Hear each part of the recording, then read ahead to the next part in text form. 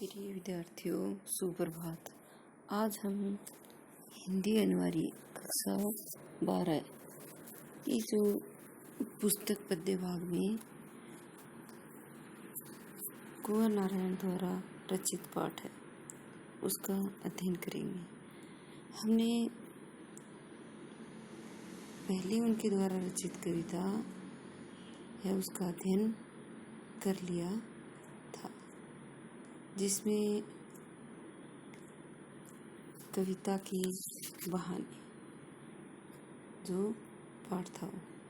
आज हम पढ़ेंगे बात सीधी थी, उसका अध्ययन करेंगे, जो कुंवर नारायण द्वारा रचित है। अब देखिए, बात सीधी थी बात सीधी थी पर एक बार भाषा के चक्कर में जरा टेढ़ी फंस गई। उसे पाने की कोशिश में भाषा को उल्टा पलटा तोड़ा मरोड़ा घुमाया फिराया कि बात या तो बने या फिर भाषा से बाहर आए, लेकिन इससे भाषा के साथ साथ बात और भी पेचीदा होती चली गई। इसमें पहले हम प्रश्न लिखेंगे। प्रस्तुत पद्यांश कवि कुंवर नारायण द्वारा रचित बात सीधी थी पर शीर्षक कविता में से अवतरित है। इसमें सीधी बात को भी घुमाकर कठिन बना दिया गया।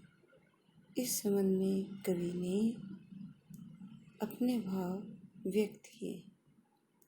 फिर हम इसकी व्याख्या करेंगे।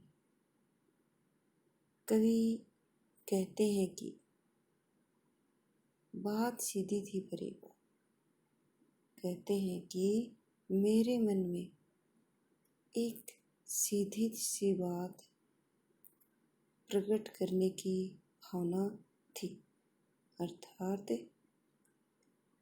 एक सीधी सरल सी बात कहना चाहता था।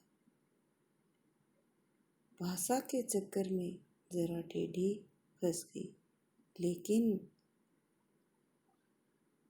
बढ़िया भाषा बनाने के चक्कर में, या ये कहें कि भाषाई प्रभाव दिखाने के प्रयास में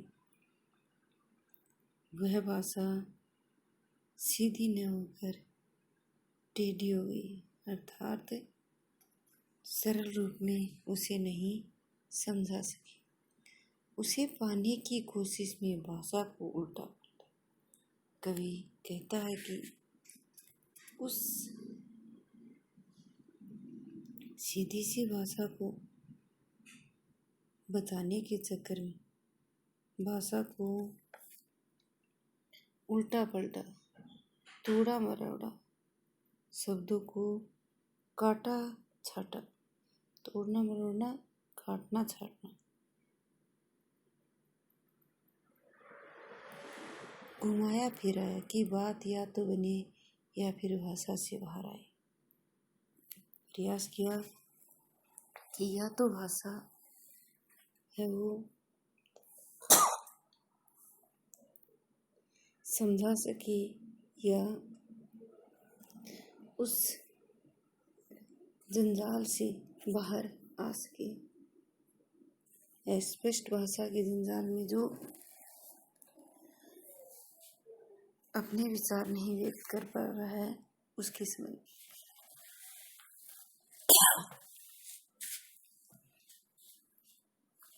इसलिए अपने विचारों को समझाने के लिए भाषा को सरल रूप देना चाहते हैं।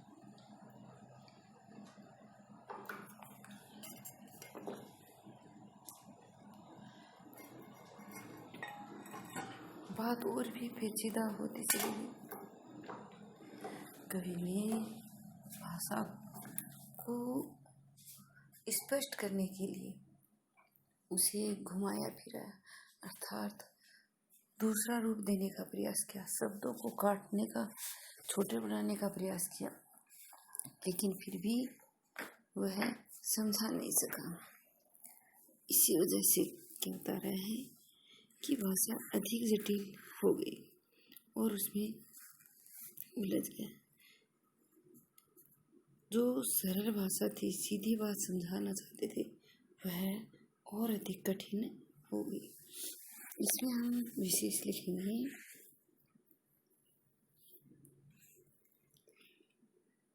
मुहावरेदार शब्दावली। टेढ़े फंस जाना, घुमाना फिराना, इस प्रकार मुहावरेदार शब्दावली का प्रयोग हुआ। दूसरा हम लिखेंगे कि काव्य रचना में शब्दों को तोड़ने मरोड़ने से सरल रूप प्राप्त नहीं किया जा सकता है। फिर हम आगे देखिए, सारी मुश्किल को धैर्य से समझे बिना मैं पेंच को खोलने के बजाय उसे बेतरह कसता चला जा रहा था, क्योंकि इस कर्तव्य पर मुझे साफ सुनाई दे रही थी तमाशा बिनों की शाबाशी और वाह वाह। इसमें प्रसंग लिखेंगे, प्रस्तुत पद्यांश कुंवर नारायण द्वारा रचित बात सीधी थी पर शीर्षक कविता में से अवतरित है। इसमें कविता के जो भाव व्यक्त करने का कवि ने प्रयास किया है उससे संबंधित होता है। तो इसमें कवि ने सरल शब्दों में भावाभिव्यक्ति करने में परेशानी या कठिनाई को प्रकट किया है। फिर व्याख्या करेंगे। कवि कहता है कि सारी मुश्किल को धैर्य से समझे बिना, कि बात को सीधी करने के प्रयास में धैर्य से समझना जरूरी था, लेकिन धैर्यपूर्वक उसे सुलझाने का प्रयास नहीं किया।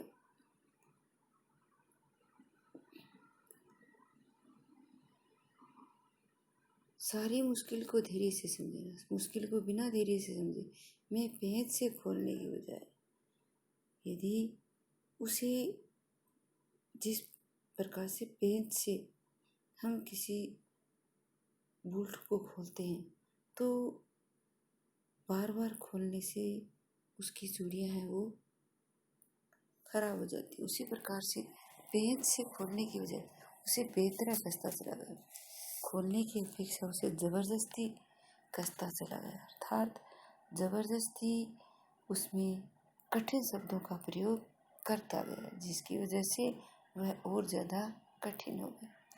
क्योंकि इस कर्तव्य पर मुझे साफ सुनाई दे रही थी, क्योंकि उस कवि का मानना है कि वह जैसे जैसे बात को समझाने के प्रयास में उलझता जा रहा था, उन शब्दों की वजह से उसे लग रहा था कि लोग उसके गलत काम में भी उसकी शाबाशी दे रहे हैं या वाह वाह करने वाले।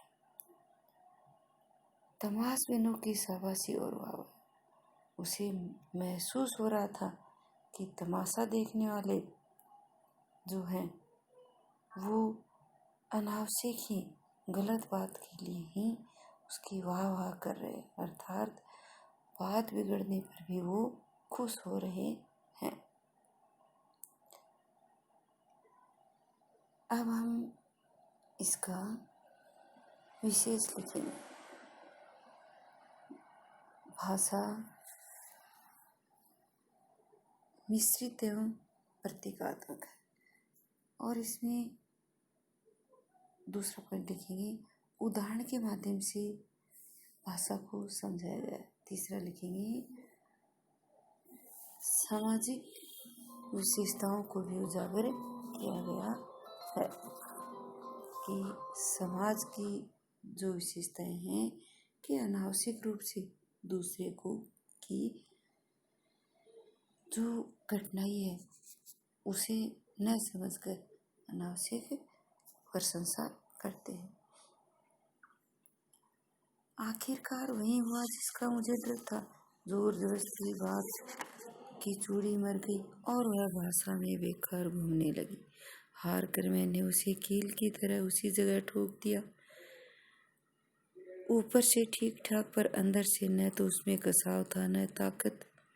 बात ने जो एक शरारती बच्चे की तरह मुझसे खेल रही थी मुझे पसीना पोंछते देखकर पूछा, क्या तूने भाषा को सहूलियत से बरतना कभी नहीं सीखा?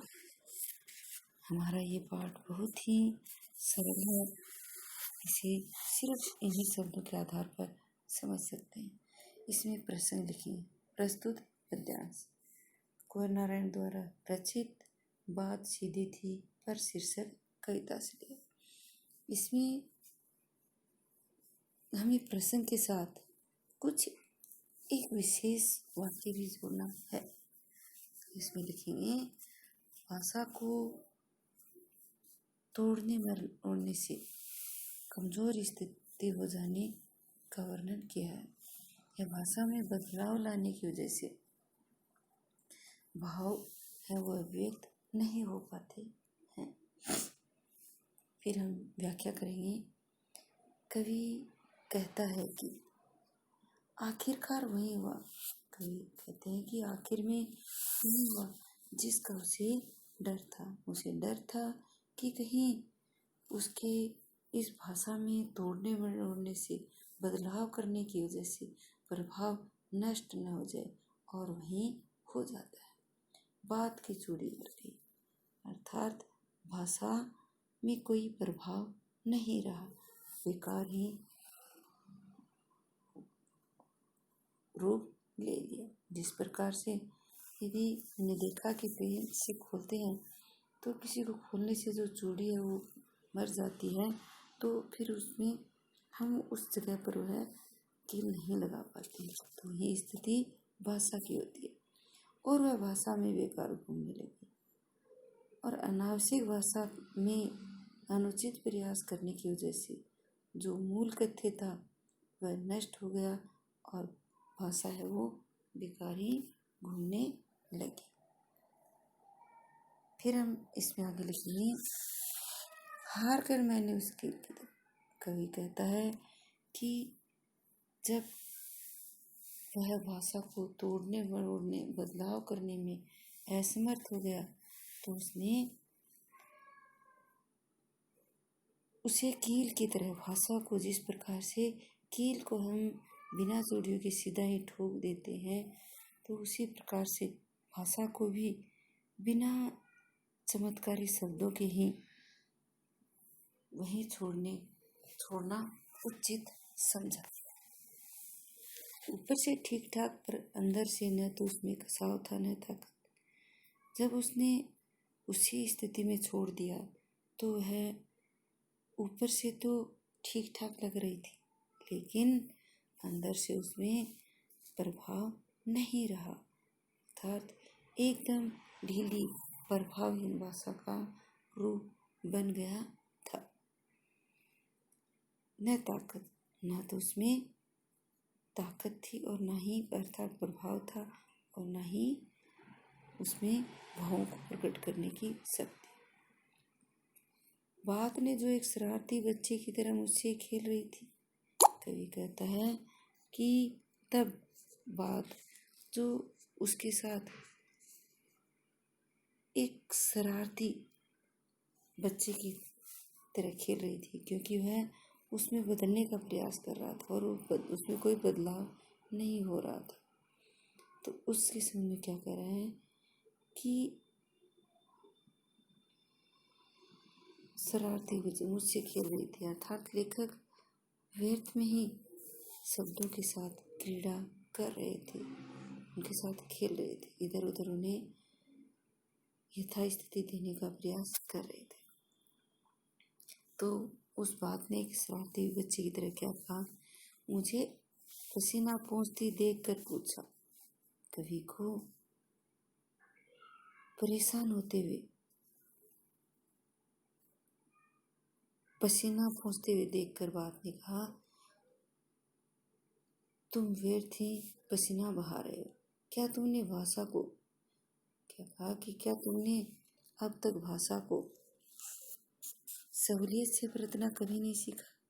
सरलता से, सहजता से और उसकी सहूलियत अर्थात वो किस प्रकार उपयुक्त है उसका प्रयोग क्या तुमने अभी तक करना नहीं सीखा? कहने का मतलब है कि अर्थात सरल भाव के लिए सरल सुबोध भाषा का सहजता से प्रयोग करना सीखा नहीं है।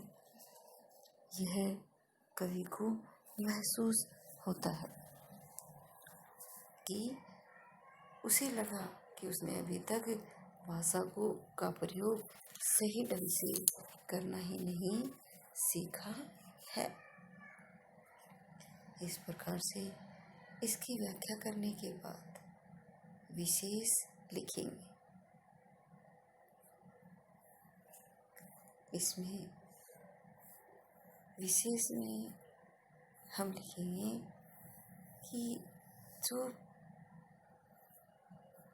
पूरी हमारी कविता उसमें हम देख रहे हैं कि बात सीधी थी, उसे सही ढंग से नहीं किया, इस प्रकार से समझा गया। तो प्रकृति की जो चीज़ें हैं और उन्हें मानव की स्थिति के अनुसार यदि बताया जाता है तो वहाँ पर मानवीकरण अलंकार होता है। तो इसमें उपमा और मानवीकरण अलंकार का प्रयोग हुआ है। दूसरा इसमें हम लिखेंगे लाक्षणिक एवं मुहावरेदार।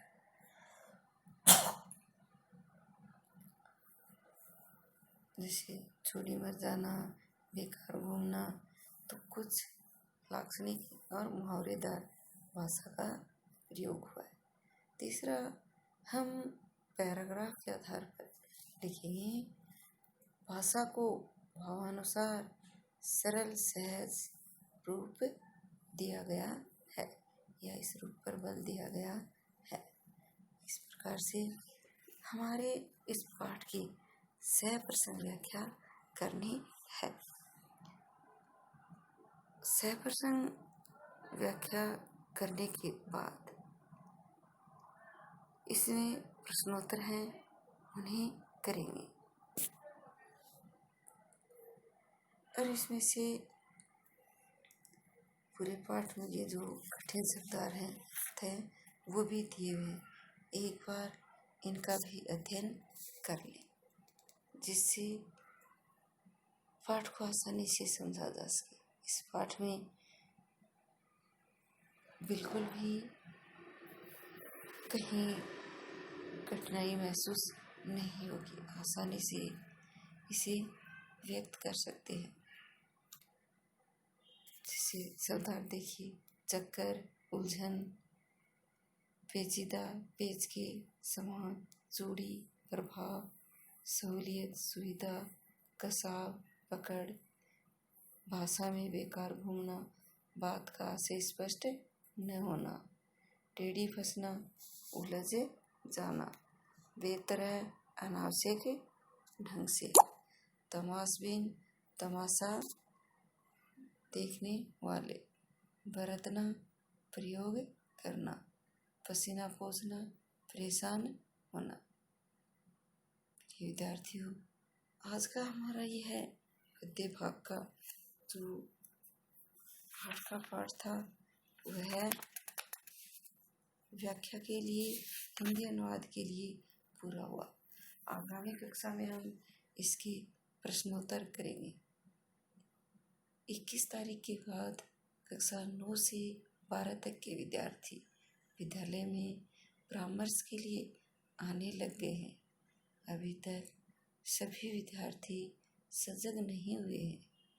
जितना धीरे चलोगे तुम्हें परेशानी होगी, इसलिए अपनी सुविधा के अनुसार जितना जल्दी हो सके विद्यालय में पहुंचकर अपनी समस्या का समाधान प्राप्त करें और पढ़ाई को निरंतर जारी रखें। धन्यवाद।